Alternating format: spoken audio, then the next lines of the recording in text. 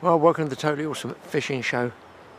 I'm on a southern river and going to be going for winter chub, hopefully. I'm trying for winter chub. Now, I haven't fished up here for chub for about 25 years, and there used to be giant trees just along here. There used to be giant trees, so somebody's stolen them or what? And they call this the copse, apparently, this area, but I don't see much of a copse here. Big tree in the water over there, which obviously is a classic chub spot over there. And upstream, I've caught pike up there on the right.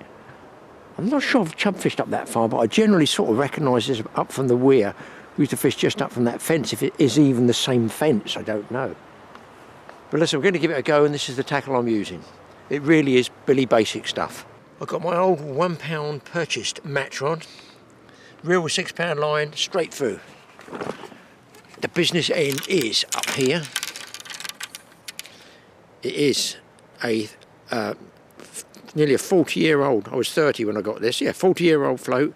It's like a balsa Avon, I'm going to call that, a bodied Avon. And I can't get the right size rubber to go over the top, so I'm going to have a few runs through as it is at the moment. Because I'm going long trotting, which is letting the float go a long way down the river, I'm going to strike harder at distance. So I've put a rubber on the bottom as well as going through the eye here. The shot is just what we call shirt buttons, like dotting a shirt button. 1, 2, 3 treble A's, which is what it says on the float. It's about right. The hook there is a grip size. I think they call it a chod hook. In my case, it's a chod hook that I'm calling a chub hook. It's a fish hook. It's one of those grips ones. So I'm going to give it a go. Very strong in the wire. Don't dislike them, I have to say. I do use them.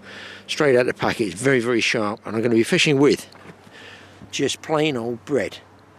Got a bit of luncheon meat there. Not going to really be ledgering. A mishmash of bread, which we call slop down here on the southern rivers, which is mashed up bread, bran, anything you can get in there.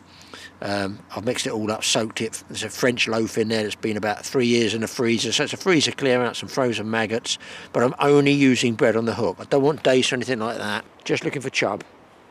One chub to start with would be nice, because it should be about £3 here, but they get some chunky big ones here. I've never had any big ones down here, I don't think. Can't remember. The years tick past, but it's years since I've been here. I don't know who's stolen the trees. Do you know what I think? I think the bank came in here, the trees have fallen in, say 30 years ago, I don't know, and that bank's now cut out and the tree would have been in there, I'm guessing. Let's get some slop in the water and see if we can't get a bite. Well, I've had not a huge number of casts down there. It doesn't feel right, the float going through there, a little bit too pacey. So I've walked upstream. Oh, by the way, the guy down the bottom hasn't had a bite. He said it's terrible. So I figure they're going to come up here. There's nobody else fishing I can see off. But because I haven't fished here for ages, the swims all look different. I've come up here and there's a really, really worn piece here. I mean really worn. So is this what they call the copse, the famous copse? Also, over on the other side over there is a wear mark where people have fished that side. So it tells me somewhere along here, good chance of slipping in here. What have we got down here? Oh my God, a float rubber. That's exactly what size of float rubber I need for that float, I think. Yeah, it's really, really worn here. So they either ledger over there, or I could start running a float through here. I've got to give it a go.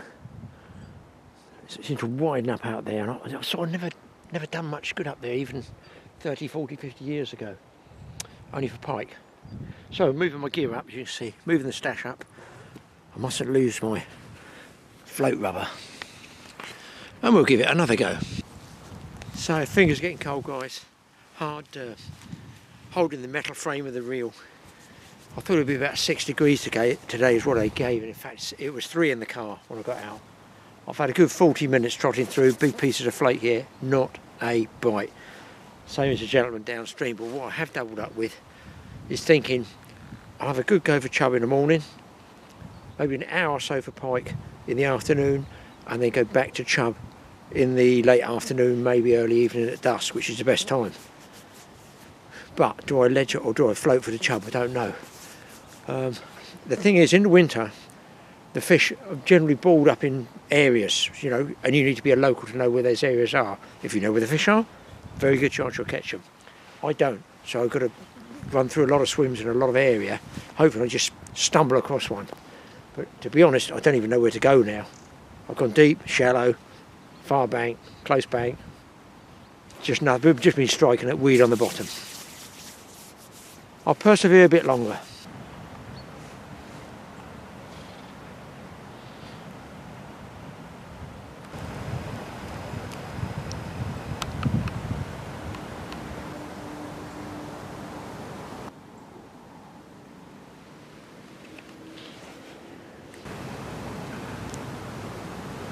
The thing is, how can I describe it? I'm starting sort of at the top end of where I think the fish might be, so that the bread goes down, down, down, down. So I haven't caught up here, no bites. No bites down there, but all that food's going downstream. So it's logical to sort of leapfrog and jump my way downstream, and that's just what I'm doing at the moment. Albeit, I've got no fish to show for it. And then when I get to the bottom, I can run the pike lure through here, because if there are any small fish around, that would have sparked them up, which in turn sparks the pike up. That's the theory anyway. And of course, what I don't understand is you couldn't do what I'm doing now with the bucket of bread years ago without getting pounded with £1.5, half pound chub on bread, even on big hooks and big baits like that bread bait. So I want to know, so where's all the small fish we used to catch years ago? Where are they? They can't all have been killed by the cormorants and otters, surely. Although I think the old otters are welling down here, apparently, a guy was telling me. So that's where I want to think I used to fish, by this tree, right by the tree. So I'm going to run through there. It's very roachy over the back. That's another thing. Where's all the big roach gone? Where've all of any roach gone?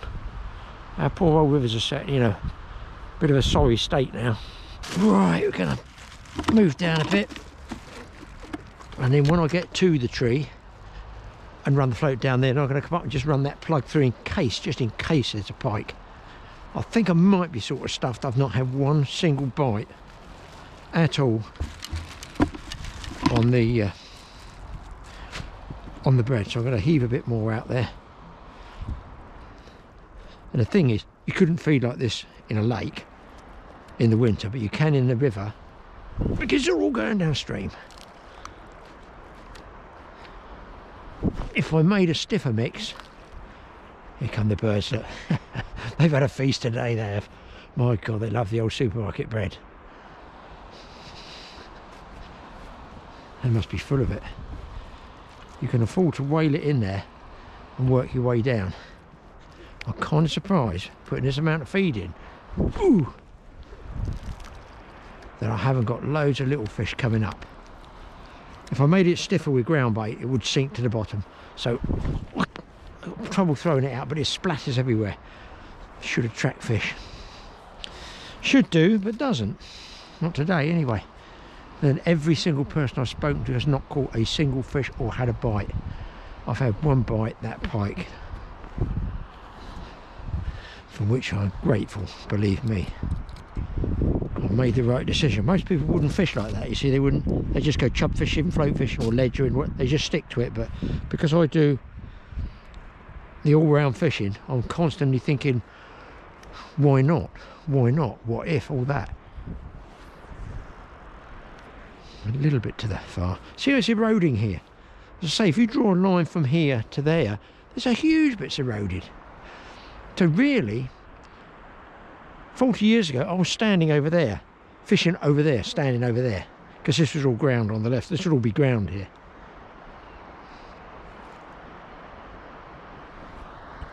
One chub, it's not a lot to ask for on a very sort of chubby looking day, but I think it is that high pressure. I found it beach fishing the other week. We've had a massive high pressure for about a month. And all bites. I went pike fishing the other day. The pike just nipping at the lure, just absolutely nipping at it. Now I'm running down where I would definitely expect chub to be. And there is nothing at home. Nothing at home at all. Of course they could be there and they're just not feeding, but who knows. So I'm getting a piece of flake, big piece. I might even get a bigger hook than this. I'm trying this first. I roll it and I pinch it hard, if you can see that, around the eye of the hook. not around the point, so it'll fluff up in the water. And obviously I've yet to get my depth there, but we'll whiz it out and see if there's any customers at home.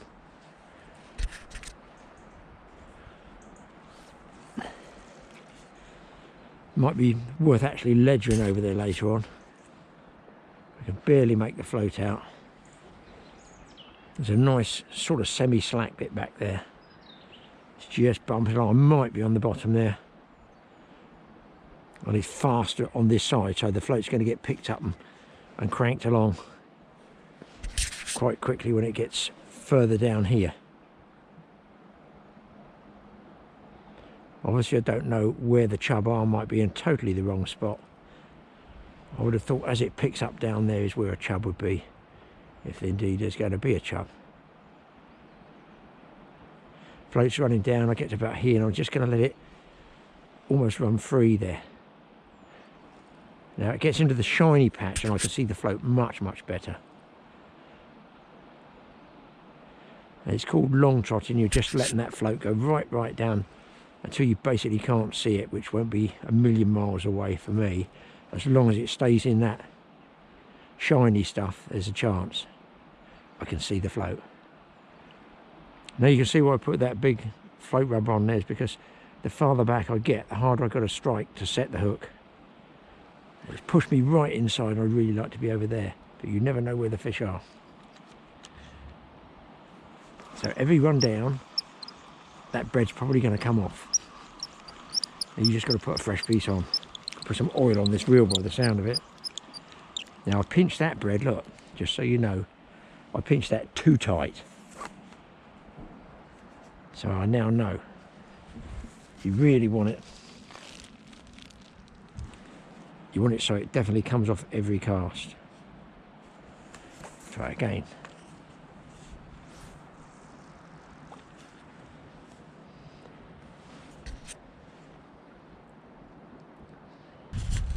Nothing on the chub. Another gentleman's just anchored just down here. When I say anchor to me, sitting there just ledgering, but I can't be doing that, it's too cold for that. Probably might be the way to catch a fish.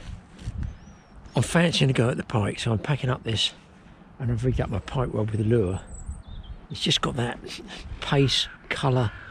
It's just telling me, it's a gut feeling which you sort of should be going, and I haven't had a bite, I think I'm going to see if I can salvage a pike from this.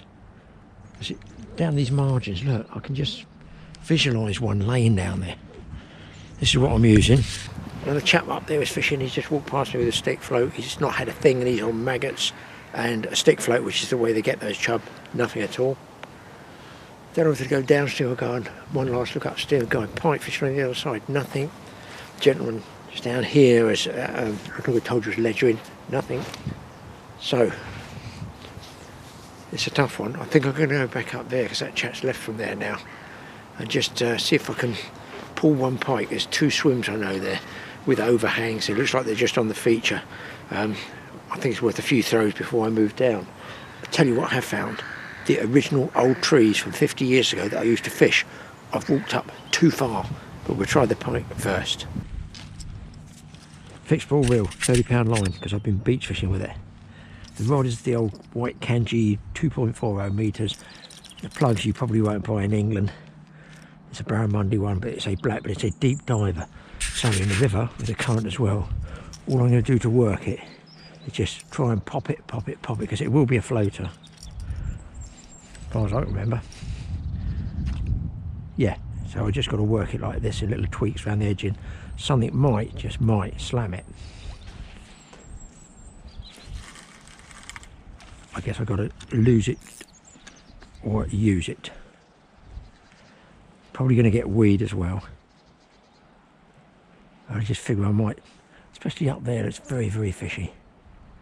I might just pull one fish. Then I can still try the chub in the evening. Let's clear that, Tom. I know I've got a bit of weed, you see. I know I'm going to get weed. I'm probably going to end up losing it, but it'd be nice not to. Right, I'm going to work away here, people, and we'll click back should I have a take. At least I'm going to keep my hands warm doing this. I'll would have thought a pike would lay up on the inside here.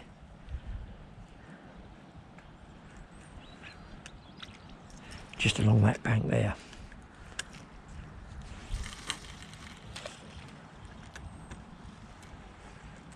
That's why it drags that.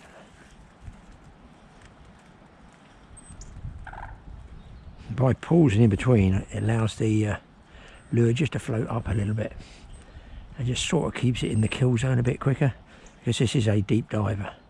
I don't want to be retrieving it too fast because you have to add the speed of the current to the front vane of the lure. Normally it would be dead bait fishing this one, this river. That's what I normally do. Right, I'm going to work away. You folks just sit back and nice and warm while I do all the casting and freezing. I'll just show you the plug there, might be able to see it.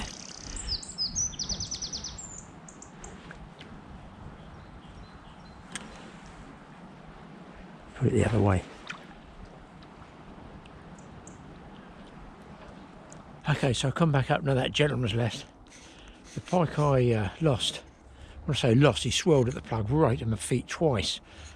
It's downstream of this bush here. I've caught here before, piking years and years ago, and I've caught up there where there's a bit of a base. I've got two spots. This always was good for bream years ago. Who knows what's in there now. So I'm going to throw the lure just down the inside here, let it float round and see if I can get the pike from the other side, because I might have sort of spooked him where he's seen the lure. The problem is you run out of water with a lure, so you know, a dead bait, I could have just dropped it, opened the bail and dropped it. I'm pretty sure I would have caught him. But a good fish, was a very good fish, just the way it is. Another chap fishing up over there, but I haven't seen a fish caught, and the people that I've shouted across to, or they've shouted to me, Zippo. Who knows why? I think it's high pressure. I really do think it's high pressure, because the river looks plumb on, especially for pike. It's just one of those days. So the other chap wasn't pike fishing, but he must have been loose feeding maggots. And I'm figuring that would have attracted. He said he's only had minnows he's getting bothered by. So I'm going to let that plug swing round a little bit first before I start to wind it back. Because that was a good pike. Good chance of going in here as well.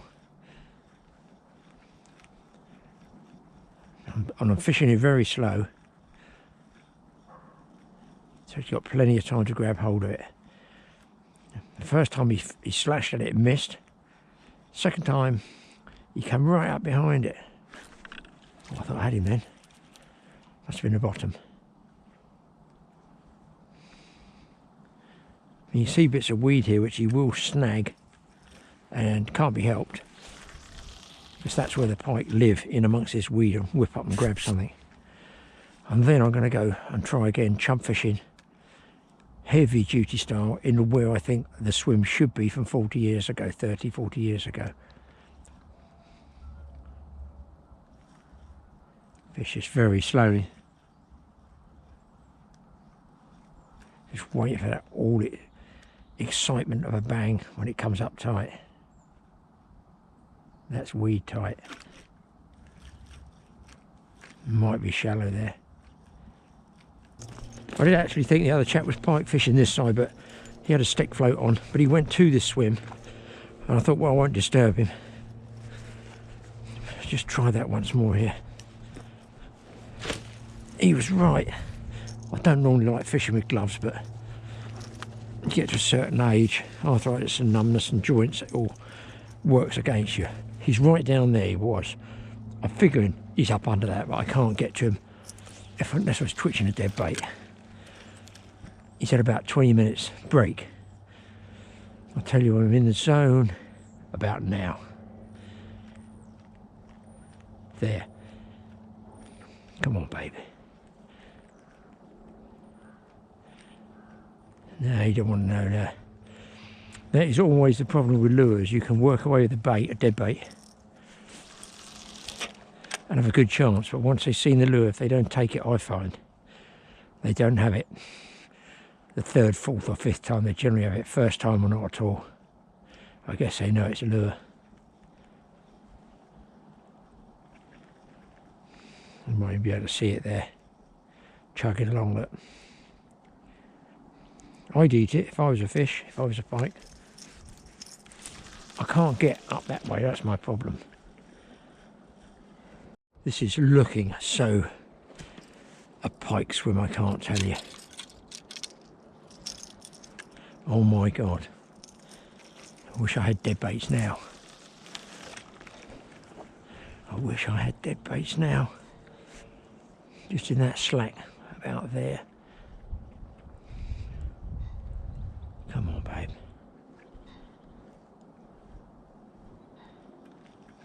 Nothing. Got fish on, guys, got fish on. Good fish right there. It could be that big one I saw. It looks a nice fish. Oh, look at this fish. Oh, please, just one. Oh, it's a beauty. That is a beaut, man. He could spit the plug any time. I don't normally get him in the net if I can help it with trebles. I don't think I've got any choice here. Here he comes. Here he comes. Here he comes. Oh, he's absolutely nipped at the last hook. Oh, he's hanging there. Well, it doesn't matter if I lose him now. You guys have seen him. Look at just hanging on one hook. If he comes off now, he's probably done me a favour. That is definitely the one I saw. Ah, there he is. Well, I was down to last cast. I don't mind telling you people. Look at that one. Whew. What a good job. It's weird, hands are still quivering. I couldn't believe that. It was almost the last cast. And that is a fish about, well, I reckon 10, 12 pounds, which is exactly what I said. I'd say that's the same one. See if I can get a still of it. Look at that. No idea what type of picture I'm going to get. That. Oh yeah, he's a good 12, that one. Hey, wow, that was good, wasn't it? Look at the size of him. He's in good condition, but he didn't give me the world's greatest scrap. And I am not bothered at all. Absolute beaut. I think he's over 12 pounds. What do you think, people? I'd say he's almost over 12.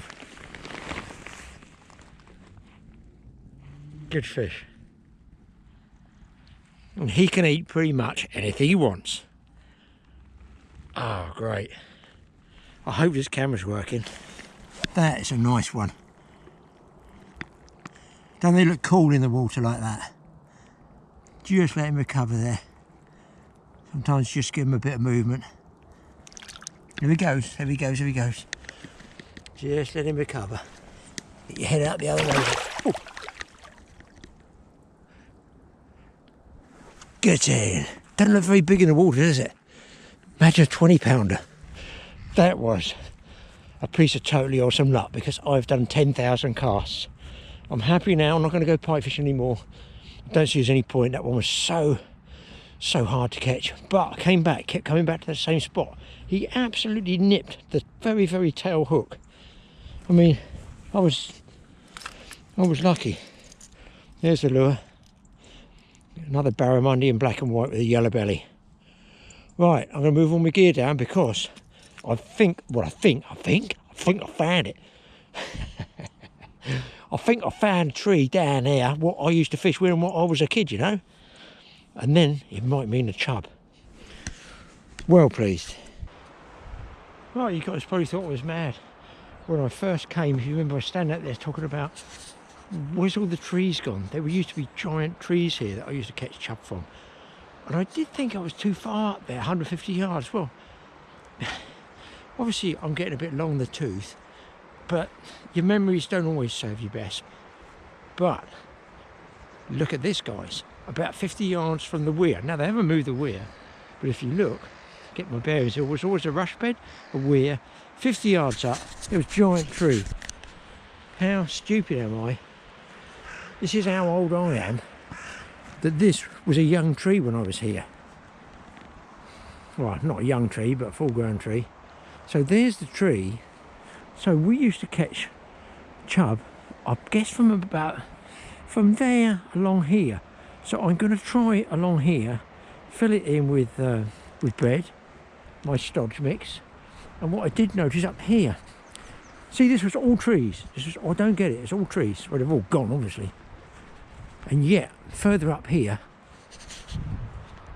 I'm sort of excited after getting that pike. Isn't it amazing? One fish turns it around. It's a nice fish to catch anyway. Then look here, I'm thinking that sort of circle would be about where we fished between two trees. I've got it on an old VHS tape somewhere.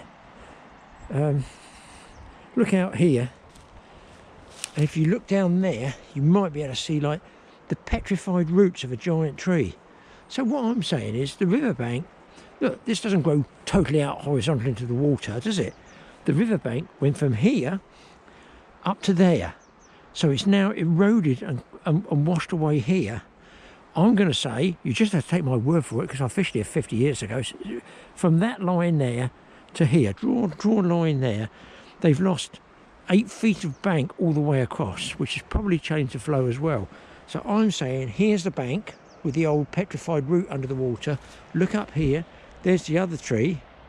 This bank hasn't eroded so much, presumably there's other tree roots in there as well. So I'm sort of well pleased. I shall probably still blank, and I don't care because I've had that nice pike. I'm going to move the rest of my gear up. I'm going to pile this swim. I'm guessing anywhere over there, if I can hold out. I'm so pleased that you guys will believe me in a lot of these things I say when I've been fishing 60 plus years. There's the tree root and there's the tree root. You can't get away from that, can you? I was right. I'm not really going to complete cuckoo land yet. Well, I sort of live in it tonight. I know I live in it, but wow. Let's get the gear back. So, I am going to deposit a very large amount of this in there. Probably, I'll bring a camera around. There we go. I'm probably going to start further up here.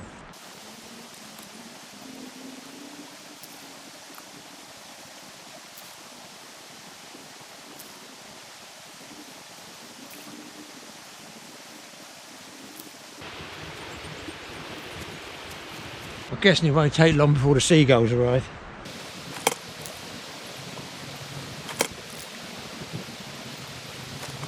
It might seem a bizarre throw, but I actually want it breaking up. So it spreads over because I don't know if there's any chub here. They were 40 or 50 years ago. They could all be up there because the swims are worn down. But I'm just wondering, I shall give it a go and let you folks know if I get one.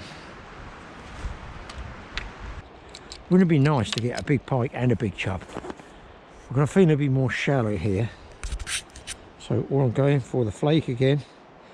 I might as well stick with the bread flake because that other guy's been using maggots and a stick float, which is the way they get the big chub out here.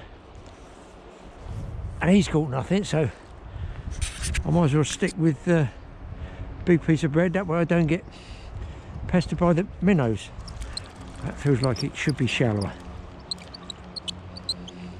It was indeed shallower when we fished it years ago.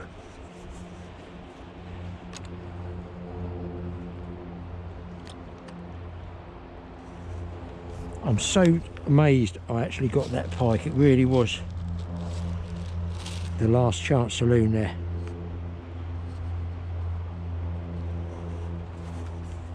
Winter fishing is tough. Make no mistake about it.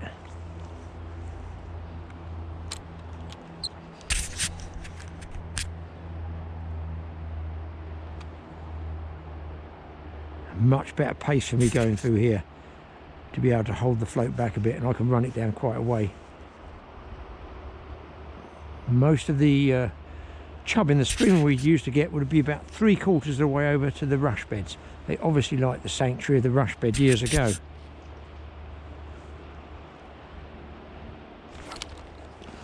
I think that's the bottom still. It will shallow up towards the weir, I can always remember that. And now, of course, the float rubber's broken because I struck so hard and I'm stuffed. Oh, it didn't, it tangled.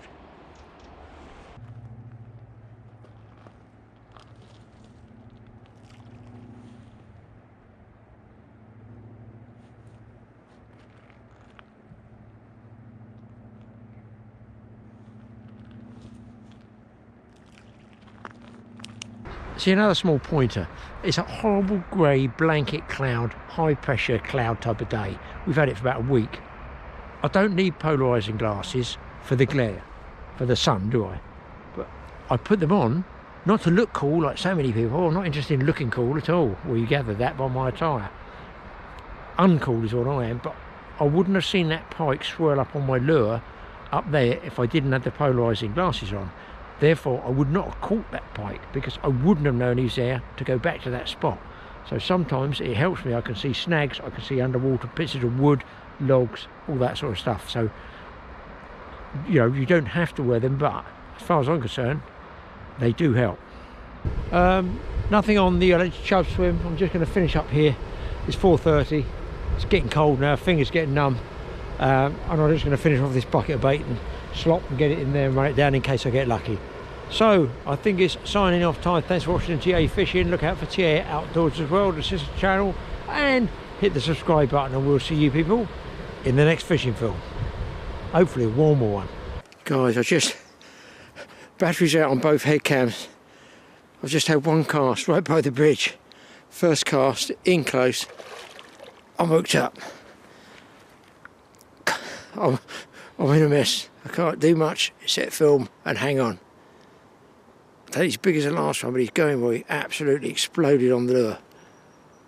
So I'm just trying to hold the camera in one hand and play the fish in the other and wind the fish. There he is. He's absolutely an angry pike. Wow, that was a take and a half. Nearly went in with it in excitement. Come on, take my time with him. Talk about last chance saloon. Right, let's get him in the net. Well, he pinged off just as I was easing him towards the net. He pinged off like I thought he was just absolutely throated the lure, but he hadn't. Nevertheless, pleased to get him about 6 pounds, something like that. I think I'll have another throw before it gets too dark. He is. Down there.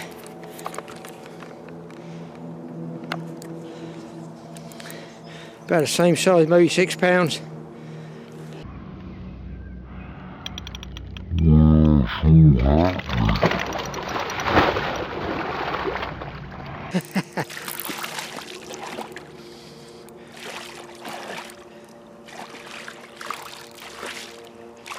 You're just ready to spit that hook. I think he's done. See if I can net this one this time. Got him in the net, boys. Got him in the net. Right, let's get him on the mat. It's a better sized fish, this one. I just don't want him twisting up and getting those trebles screwed up in the mesh. Wow, suddenly all turned around. It's going to be the best I can get on this one. There you go. Another good pike. I mean, I can't get any lower, I'll be underground. That's a good fish too, look. Really pleased. And it's nearly dark. I might get a few more throws in. 3 pike, no chub. Wow. Let's get it back. Good old barramundi lure. Absolutely silly, people. I've just gone downstream of the bridge. I've nailed another one close in. That is just ridiculous. Look how the fishing's going. Is it the time? Is it the place? Is it the lure?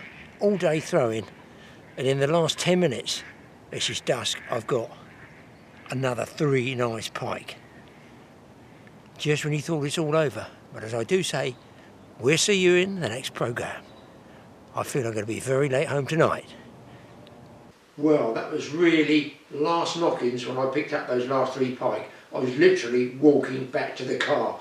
I always think, I'll just have a throw, just in case. But then you guys know that, because you probably do exactly the same. Then I thought, next about where shall I go? Well, I have to go pike fishing this time of year. It's the back end of winter. The rivers normally close about middle of March. For those people in foreign countries, we have a closure on our rivers. It's called a closed season, middle of March, middle of June, and you can't go pike fishing, that's it, on the rivers. Dived into this river, but there's a double edge to this one because they were doing a bit of netting on a small pond. I thought, well, I'm there anyway, I might as well get the two done together.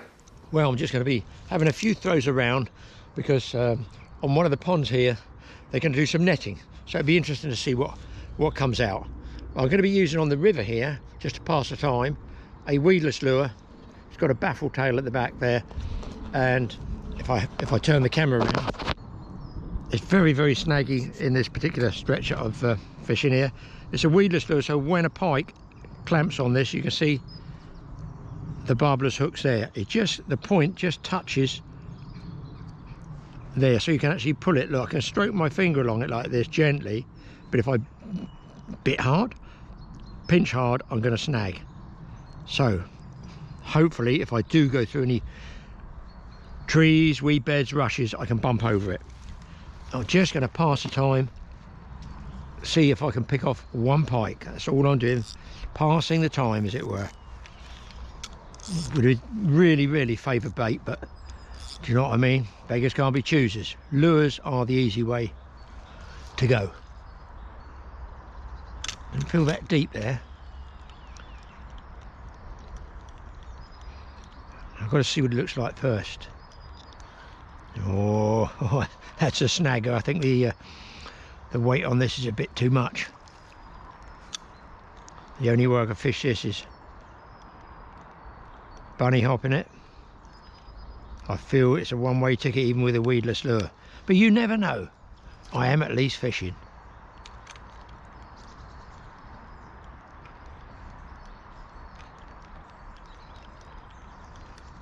Yeah, short fast jigs I think are the way to go. There's definitely too much weight on here. If I cast downstream, the lure should hold up in the water a little bit better. I'm going to work my way down. I think it's going to have to be, yeah, it's shallow there, a couple of feet. But you never know where there's going to be a pike lurking. There, look, I'm on a twig there. I can see the branch, I can see the lure under the water. I should be able to just wind slowly and I got it back. Just always check that it's still in the weedless position.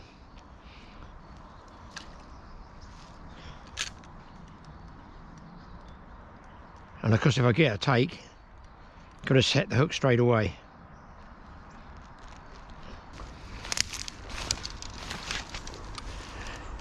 You'd think there'd be one under these trees, wouldn't you? Classic sort of pike spot.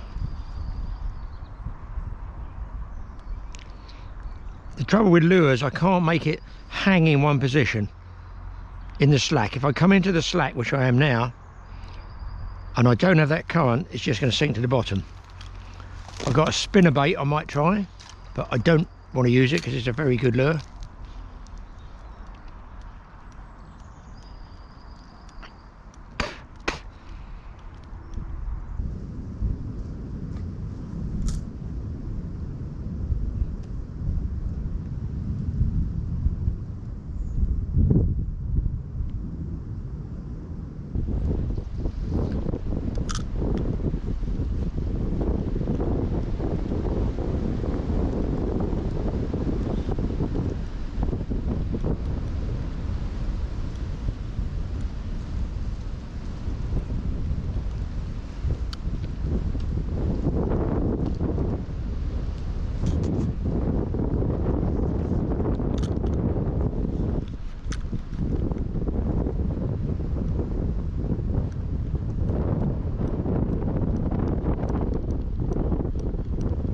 Well, I've gone to spinnerbait now.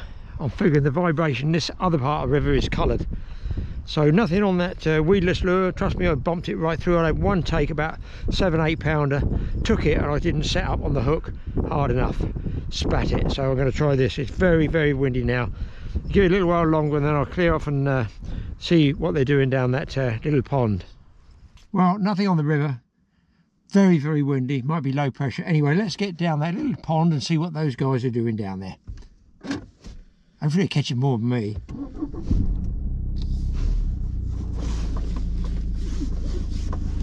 And there you go, there's the snowdrops. That shows you when I was doing the film in the middle of February, which is our winter.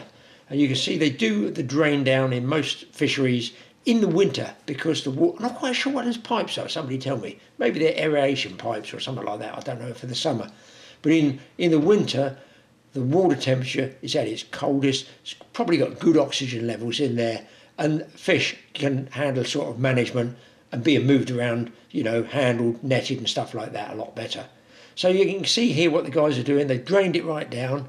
You've got one, I'm going to call him the anchor there, he's the anchor man, and the other gentleman's going around feeding the net out from a boat. I've done this at Diva Springs netting, if you want to watch that. You can see the same principle. They got pumps. Now he's going through just there in the sort of a feeder ditch. I'm going to say that's probably the inflow. I'm not sure because I don't really know the fishery, but there's obviously some form of pipe there and sluicing system. I guess maybe they fill up from that, I don't know. And possibly when they drain it, they just pump it and reverse it back out there to get the last of it out. Yes, it looks like that blue one going into the green one tells me you wouldn't be sucking, would you? You'd be blowing on that one. But it's all been drained down. It's all ready to rock and roll. I just happened to turn up when the guys were starting their sort of second net. What they did was split it up into 3 sections. You can see the couple of swans, they don't know what's going on. So they're going to put the fish in the tank to hold it so they can count them and check them, and then they're going to put them, you know, back in the lake so they know exactly what stock they've got in there. It's a messy old job, and with a lot of trees around the lake, you can see, well, it's a labour of love, all this sort of fishery management stuff. But it's got to be done. They're going to get loads of leaves in there. Obviously, it's better if they come in mob-handed, so they get different members come in to help with buckets and counting fish and stuff like that. And I just let this run as it goes, really. It sort of tells its own story. Oh, one thing I will mention, when you get to this stage, I've seen it many times because I've filmed other fisheries doing it. There's a float line at the top, and at the bottom of the net there is a lead line. They always don't want to pull the float too hard, the top line, because it'll roll the fish out of the bottom. And there you can see some juvenile pike, possibly 2 year classes, different year classes. One's a bit bigger than the other little ones there. So they're obviously breeding in there. I don't know how old they are. Somebody might be able to tell us.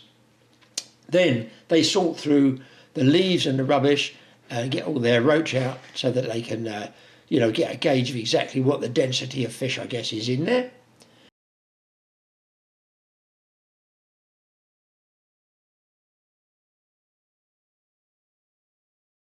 Sometimes I get people at the back end of the net, you know, the sort of curve, and keep their waders on the lead weights because a lot of the fish, let's say tench and carp, they're going to get out on the bottom of the net if you don't sort of almost have those lead lines pinned to the bottom as you bring it in. But there's a lot of leaves there, so there's a lot of salting through to see what they've got in there. And of course, if it's going to be used again, somebody has to coil the net up and it has to go back in the boat so it can be distributed again easily. You know, it pours out the back of the boat as they move it around. I think it's fairly standard procedure with nettings. Hard work, mucky old job, but you know, at least they can get to see what there is. And they got this neat little gadget, or this gentleman did. You can see it alters. It can either be square or it can be whatever that is. Not elliptical. What's that? What's that shape? And then altered for grading fish, just so they know what size fish there are. So it's something different. I've not seen one of those. It's rounded steel bars, so you can just alter that left-hand bar that you can see on the top. The other one's a spring on the right, and obviously the more square you make it, the more it opens up. So interesting. I found it interesting anyway.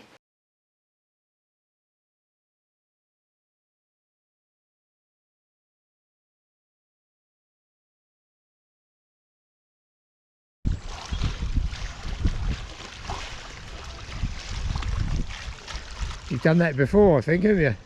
Yeah, a few times.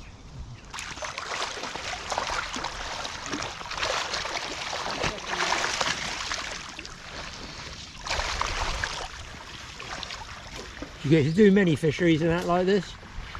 Over the years, yes, loads of them. Topics I'm slowing up a bit nowadays. Well, everybody is, yeah. Yeah, I used to be out doing this 4 or 5 times a week. So.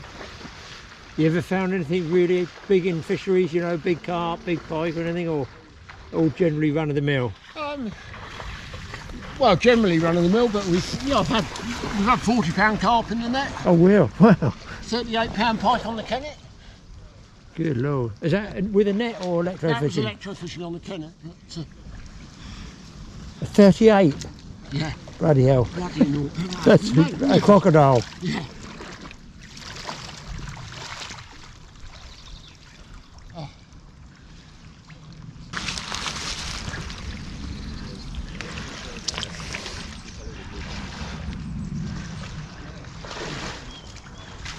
Do you want to?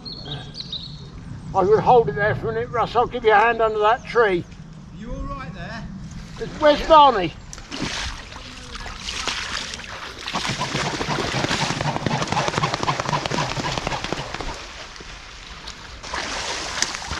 Have a good feel.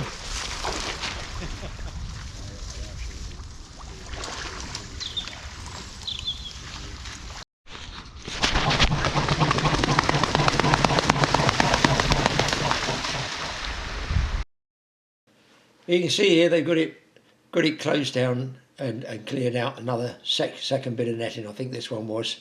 They did 3 goes at it. And then you'd be amazed because the water is so cold that, you know, you can keep fish and very little water in the bucket while you move them around and, you know, different species, different buckets, count them, whatever they do, just to size them, get an idea. You don't need much water in there, and it keeps them alive.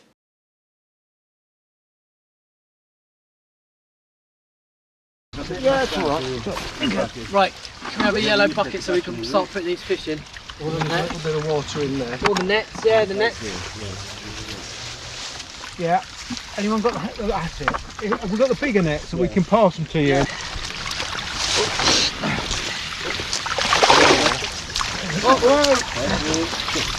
What was a roach for a second? Yeah, he is. Hang on. We got a net. Oh, it's just a fishing all there. There's a chub. There's a chub, yeah. Yeah, it was a chub. Net for pike. Where did they? Just get him in a bucket up there, don't care where he goes. Where They're is he? sorting that one. They just sorted it in a minute. Hang on. This one. Okay. Yeah. Can we put him in the little tiddler net and then there's a pike waiting? Pike going in. That one.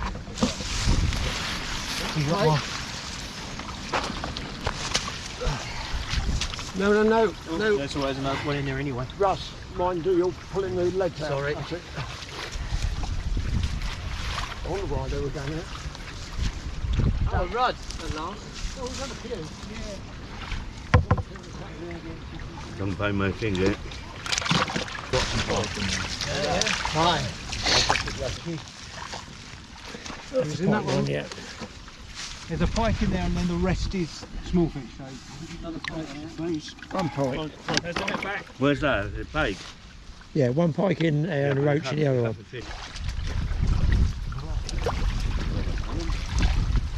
Turning up as well now.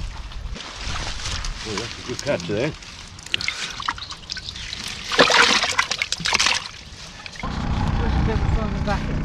Oh, we need another bin, don't we? Put that down there.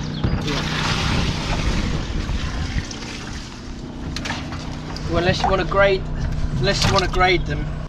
There you can see, drain them out, put them into the grader, I suppose you call it. I've never seen one of those, I have to say, I must admit. And then they just drop through so they can count what fish they've got of a certain sizes. And then what you don't want in a fishery is you don't want loads and loads and loads of the wrong size fish. As you can see, they can keep those alive in there and they go back into the lake when they've done their assessment. What you don't want are loads of fish, say small fish, eating all the food that you want the big fish to grow on, or vice versa. So that's why you need to have. So you can see here's some of the fish, they're all healthy, they've got an oxygen tank in there, and then they can be put back into the water. So it's an interesting little trip there, a little sideline trip for me. But, you know, what I actually do want to know is not when they're going to fill it up again. Well, what is this tree? A London plane number 20. Does anybody know? What is a London plane? What does that mean? Is it a species? Let me know, all you tree lovers. And thanks for watching the show. Well, there you go. That was a bit of something different, wasn't it? Man, didn't get a pike on the lure, but it didn't matter. I was just killing some time when I went to watch those guys, see what did come out of that little pond. And it shows you how you can actually net somewhere to evaluate what stock you've actually got in there. We all like to know what's in the back of the net. I've done quite a few nettings filming, and it's always interesting the last few pulls of the net to see what's down, I suppose, the back end, the cod end, I suppose you might call it. Doesn't actually have a cod end as they call it, but you know what I'm saying. People, we'll see you in the next show. Fingers crossed it warms up, because I'm fed up with grey, damp, cold, shivery weather. We need some spring sunshine badly. See you next time.